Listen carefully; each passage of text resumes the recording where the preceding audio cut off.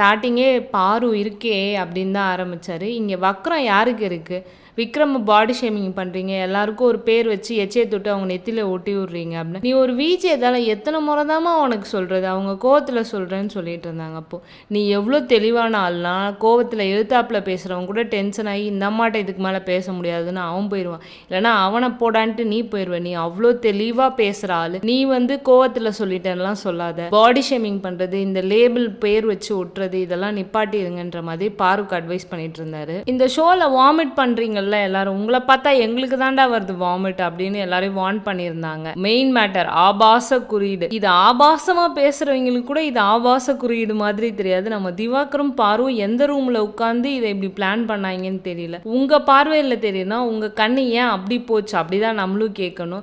அந்த வக்கரம் வந்து அதை வச்சவங்க கிட்ட இல்ல உங்ககிட்ட தான் இருக்கு. திவாகர் பாரு மண்டையில என்னதான் இருக்கு? ஒருத்தவங்களுக்கு லேபிள் வைக்கிறது, அவங்கள ஒரு ஃப்ரேம் பண்றது, இந்த மாதிரிலாம் தயவு செய்து பண்ணாதீங்க.